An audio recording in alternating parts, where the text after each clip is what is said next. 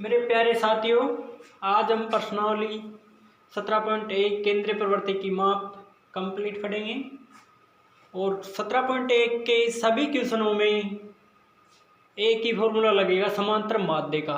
समांतर माध्य का फॉर्मूला होता है राशियों का योग बटे में राशियों की संख्या, यानी कि जो राशियाँ दी गई उनका योग करो बटे में उनकी संख्या काउंट करो, कितनी संख्या है उनका भाग दे दो, हमारा समांतर माध्य आ जाएगा।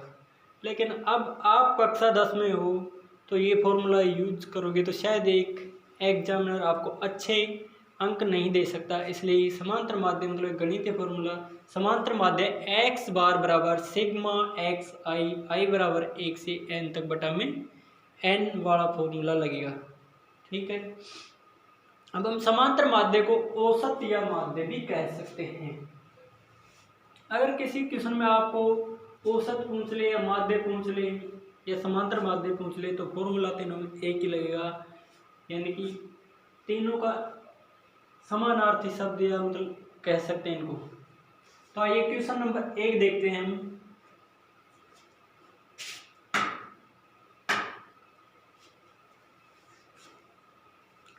क्वेश्चन 1 है, यदि एक कक्षा में गणित विषय में 10 छात्रों के प्राप्तांक 52, 75, 40, 70, 43, 40, 65, 35, 48, 52 हो तो समांतर माध्य ज्ञात करो। ये क्या दे रखे हैं? संख्या दे रखे हैं, ये सभी संख्या है। अब इनका क्या ज्ञात करना है? समांतर माध्य ज्ञात करना है।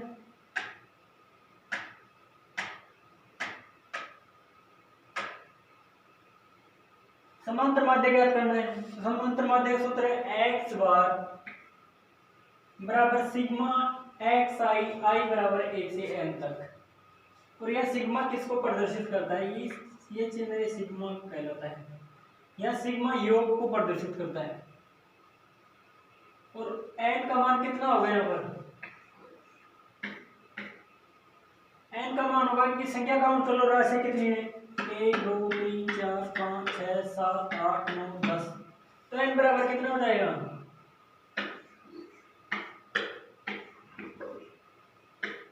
n बराबर कितना हो गया? 10। तो n का मान 10 हो गया। अब माध्य x बार बराबर सभी राशियों का योग कर लो बटे में इनकी संख्या मतलब n का मान रख दो। कितना है? n का मान 10 है, तो n का मान हो जाएगा 10। और इनका योग कितना आ रहा है? 520 बटे में 10। अब इसमें एक जीरो से क्या होगा? एक जीरो कट जाएगा, तो कितना आएगा? 52। और ये हमारा क्या हो जाएगा? आंसर हो जाएगा। कितना आया आंसर इसका? 52। अब देखते हैं अगला क्वेश्चन। क्वेश्चन नंबर 2 है, एक विद्यालय के सहायक कर्मचारियों का मासिक वेतन रुपए में 1720, 1750, 1760 तथा 1710 है, तो समांतर माध्य ज्ञात कीजिए। इसमें भी हमें समांतर माध्य ज्ञात करना है। तो देखिए इसमें समांतर माध्य का फॉर्मूला क्या है। समांतर माध्य का फॉर्मूला है एक्स बार बराबर सिग्मा एक्स आई बराबर 1 से n तक बटा में n। ये समांतर माध्य का फॉर्मूला हो गया।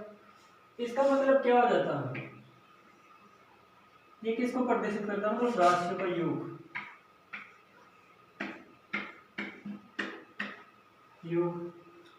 तो जो राशि दी गई है, राशि कितनी है? अब n का मान कितना होगा? राशि की संख्या, तो राशि की संख्या कितनी है? 1 2 3 4। तो n बराबर क्या हो जाएगा? 4। तो n का मान कितना हो गया? यहाँ पर 4 हो गया। और सभी जो राशि दी गई उनका योग कर लो, 1720 प्लस 1750 प्लस 1760 प्लस 1710, इनका योग कर लो सभी का और बटे में n का मान रख दो। n का मान कितना है? 4, तो बटे में 4 आ जाएगा। इनका योग कितना हो रहा है? 6940। और 6940 में 4 का भाग दो तो कितना आएगा? 1735 आ रहा है। इसमें 4 का भाग दो तो कितना आ रहा है? 1735। और हमारा आंसर क्या हो जाएगा? 1735। अब अगला क्वेश्चन देखते हैं।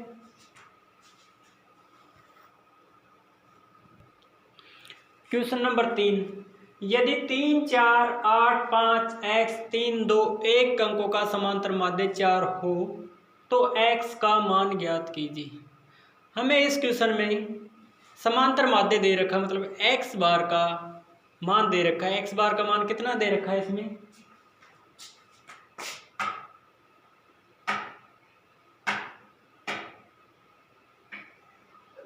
ये 4 है, एक्स बार का मान है, यानी एक्स बार बराबर कितना दे रखा है 4। एक्स बार का मान कितना दे रखा है 4 दे रखा है, और मान किसका ज्ञात करना है, एक्स का मान ज्ञात करना है।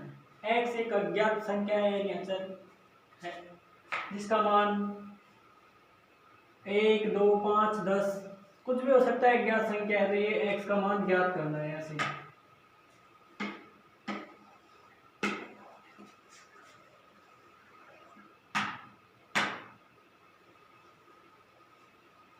अब देखिए समांतर माध्य फॉर्मूला होता है, समांतर माध्य एक्स बार बराबर सिग्मा एक्स आई, आई बराबर 1 से n तक बटा में n। n का मान क्या होगा, इन राशियों की संख्या काउंट कर लो, कितनी संख्या है, तो राशि कितनी 1 2 3 4 5 6 7 8, तो n बराबर क्या हो जाएगा, n बराबर हो गया 8 है, तो n का मान कितना हो गया यहाँ पर 8 हो गया। अब इन सभी राशियों का योग कर लो, जो राशि दे रखी इनका योग कर लो, इनका योग कर लो, बटे में की संख्या कितनी 8 नहीं आ जाएगा। अब ये 4 और 8 क्या हो जाएगा आपस में वज्र गुणा हो जाएंगे दोनों, तो 4 को 8 को वज्र गुणा करेंगे तो मतलब कितना हो रहा है 32 हो गया, और इनका योग करो 26 प्लस x हो गया। अब 26 का पक्षांतरण कर लो, और पक्षांतरण करते समय हमेशा एक बात ध्यान रखना कि प्लस वाली संख्या का अगर आप पक्षांतरण कर रहे हो तो माइनस की हो जाएगी, और माइनस वाली संख्या का अगर आप पक्षांतरण कर रहे हो तो संख्या किसकी हो जाएगी प्लस की। अब यहाँ पर 26 किसकी संख्या है, प्लस की संख्या है, 26 प्लस की संख्या है यहाँ पर, तो 26 का पक्षांतर करोगे तो क्या हो जाएगा -26 हो जाएगा, तो 32 - 26 बराबर x से, तो 32 में से 26 जाएंगे तो कितना बचेगा 6, तो x बराबर कितना आ गया 6। यही क्या हो जाएगा आंसर, ये आंसर आ गया, यानी कितना आ गया कि x का मान 6 है। अब अगला क्वेश्चन देखते हैं, क्वेश्चन नंबर 4, क्रिकेट के एक खिलाड़ी ने 10 पारियों में क्रम से 60 62 56 64 0 57 33 27 9 और 71 रन बनाए, उसके इन पारियों के रनों का औसत ज्ञात कीजिए। क्या ज्ञात करना है इसमें, औसत। औसत को हम समांतर माध्य भी कह सकते हैं और माध्य भी कह सकते हैं। अब इस क्वेश्चन में सॉल्यूशन में पीडीएफ में क्या है कि समांतर माध्य का सूत्र नहीं लिख रखा, तो आप सूत्र लिख लेना पिछले क्वेश्चन से देखकर। तो समांतर माध्य का सूत्र होता है समांतर माध्य एक्स बार बराबर सिग्मा एक्स आई, आई बराबर 1 से n तक बटा में n, यानी हम कह सकते हैं कि राशियों का योग बटे में राशियों की संख्या। तो इसमें राशि की संख्या कितनी है, n का मान, n का मान इनको काउंट कर लो कितनी संख्या है 1 2 3 4 5 6 7 8 9 10, यानी n का मान कितना हो गया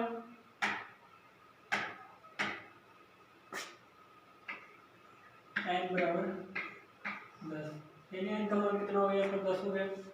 अब राशि का योग कर लो, तो राशि का योग कितना आ रहा है 439, और n का मान कितना है 10। अब 439 में 10 का भाग दो कितना आएगा, यानी 43.9।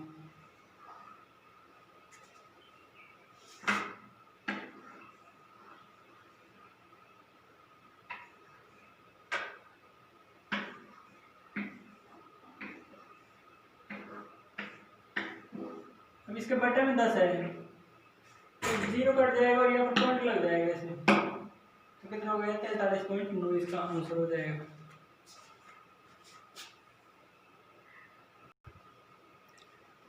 क्वेश्चन नंबर 5, एक मासिक परीक्षा में 10 विद्यार्थियों के द्वारा अंग्रेजी में प्राप्तांक निम्न अंकों से समांतर माध्य की गणना कीजिए। अनुक्रमांक यानी रोल नंबर कह सकते हैं, अनुक्रमांक रोल नंबर होता है, और प्राप्तांक यानी जिस विद्यार्थी का 1 नंबर अनुक्रमांक है उसके कितने नंबर प्राप्तांक है 30, जिसका रोल नंबर 2 है उसके कितने 28, इसी प्रकार 10 विद्यार्थियों के अनुक्रमांक है और उनके प्राप्तांक दे रखा है। समांतर माध्य का सूत्र क्या होता है? x बार बराबर सिग्मा एक्स आई, आई बराबर 1 से n तक बटा में n। अब n का मान कितना है? टोटल विद्यार्थी कितने हैं? 10 है।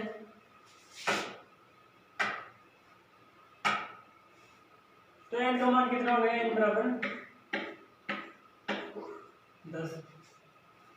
अब इन सभी संख्याओं का जो प्राप्तांक दे रखा है उनका योग कर लो।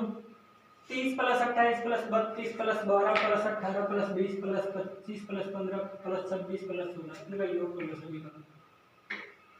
ये जो दे रखा इनका योग कर लो। बटे में इनका मान कितना? 10 रख दो। अब इनका योग कितना आ रहा है? 220।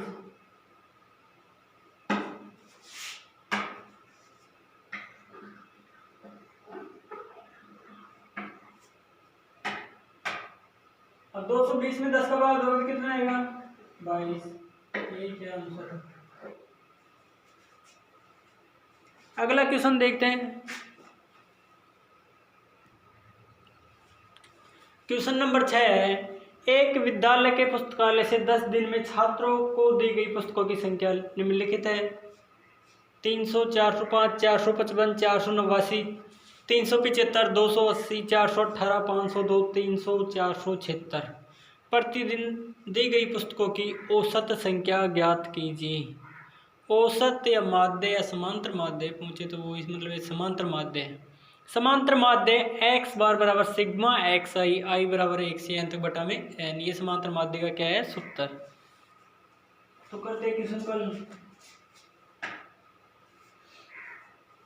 x बार बराबर सभी संख्याओं का योग बटे में संख्या कितने हैं वो काउंट कर लो। 1 2 3 4 5। कितनी है संख्या? यानी n बराबर 10। n का मान कितना है? 10। तो बटे 10 आ गए। अब इनका योग कितना आ रहा है? 4000 और बटे में 10। तो एक 0 से तो 0 कट जाएगा और कितना हो जाएगा?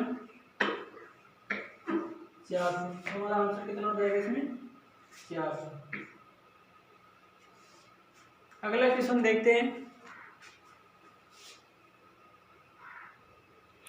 क्वेश्चन नंबर 7, एक कक्षा के वर्ग ए के 25 छात्रों का औसत भार 51 किलोग्राम है, जबकि वर्ग बी के 35 छात्रों का औसत भार 54 किलोग्राम है। इस कक्षा के कुल 60 छात्रों का औसत भार की गणना कीजिए। अब देखिए क्वेश्चन को, इसमें क्या दे रखा है? वर्ग ए के 25 छात्रों का औसत भार।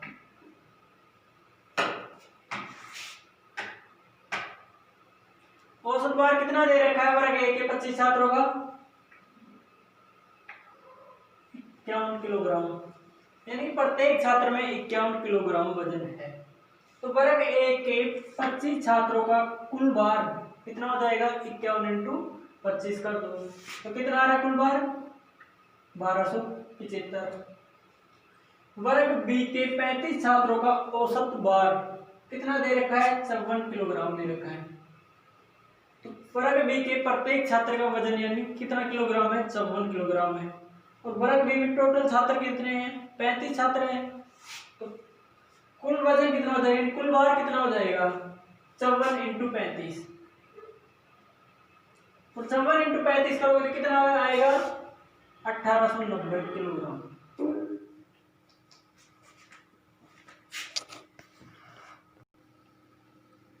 वर्ग ए व बी के 60 छात्रों का कुल भार कितना हो जाएगा? 1275 प्लस 1890, इन दोनों का योग कर लो। और योग कितना आ रहा है इनका? 3165 किलोग्राम। तो कुल छात्रों की संख्या कितनी है कक्षा में? 60।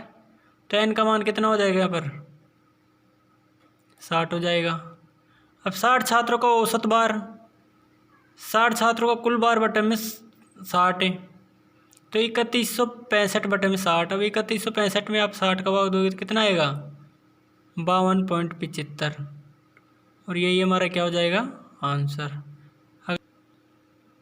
क्वेश्चन नंबर 8, 5 संख्याओं का औसत 18 है। यदि एक संख्या हटा दी जाती है तो औसत 16 हो जाता है। हटाई गई संख्या ज्ञात कीजिए। अब 5 संख्याओं का औसत कितना दे रखा है क्वेश्चन में?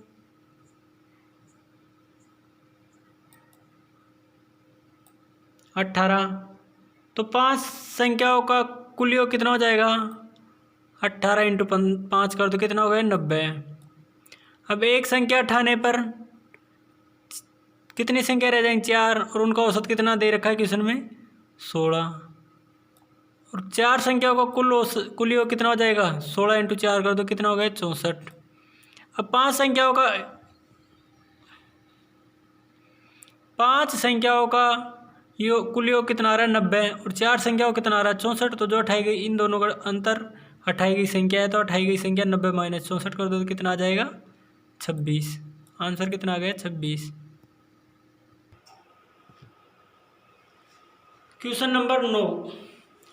13 संख्याओं का माध्य 24 है। यदि प्रत्येक संख्या में 3 जोड़ दिया जाए तो नए माध्य में क्या परिवर्तन होगा? यानी 13 संख्याओं का माध्य 24 दे रखा है और प्रत्येक संख्या में 3 जोड़ दिया जाए तो नया माध्य क्या होगा? अब जैसे कंपटीशन के एग्जाम होते हैं उनमें तो क्या होता है कि डायरेक्ट शॉर्ट ट्रिक होती है 24, और यदि प्रत्येक संख्या में 3 जोड़ रहा है तो क्या हो जाएगा?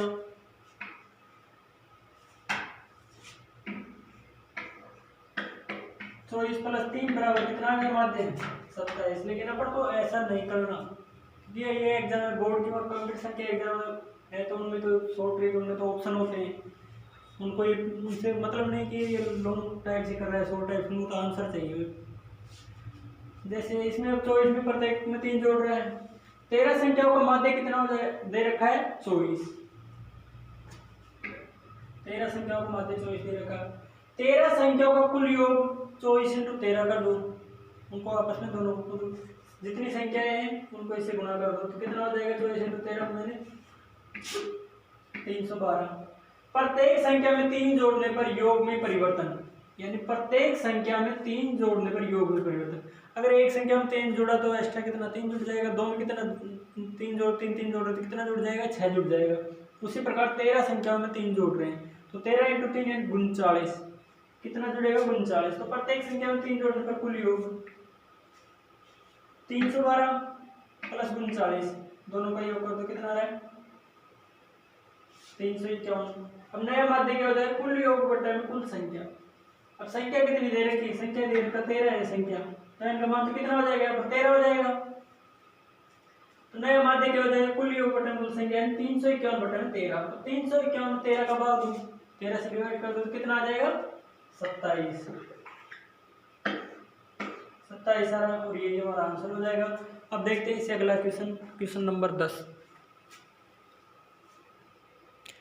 एक विद्यालय के 5 कर्मचारियों का औसत मासिक वेतन 3000 रुपये है। एक कर्मचारी के सेवानिवृत्त होने पर शेष कर्मचारियों का औसत मासिक वेतन 32 रुपये हो जाता है। सेवानिवृत्त कर्मचारी का सेवानिवृत्ति के समय कितना वेतन था?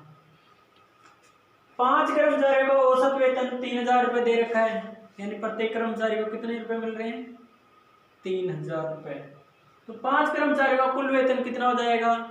जब एक कर्मचारी को 3000 रुपये मिल रहे हैं तो 5 कर्मचारी को, एक नॉर्मल बात है, 15000 हो जाएंगे, यानी कि 5 कर्मचारियों का कुल वेतन कितना हो जाएगा? 3000 इंटू 5 कर दो, तो इनको दोनों मल्टीपल करो, कितना हो जाएगा? 15000। तो सेवानिवृत्त होने पर शेष 4 कर्मचारियों का औसत वेतन 3200 रुपये हो जाता है।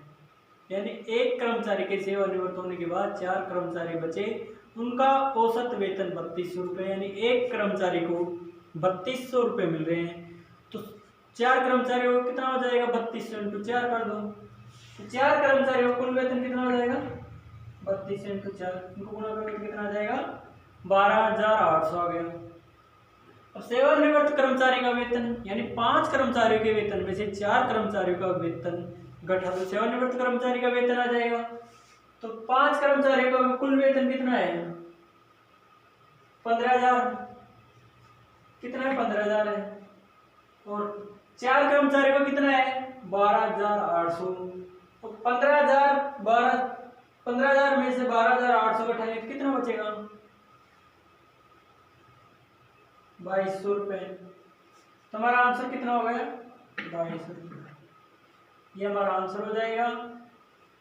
मेरे प्रिय साथियों, आपकी बोर्ड की क्लास है, मेहनत करो लगातार। हम बैक टू बैक प्रत्येक प्रश्नावली का वीडियो डालना चालू कर दिया है। हमारे साथ जुड़े रहिए, हमारे चैनल को लाइक सब्सक्राइब करो। हम आपकी हर संभव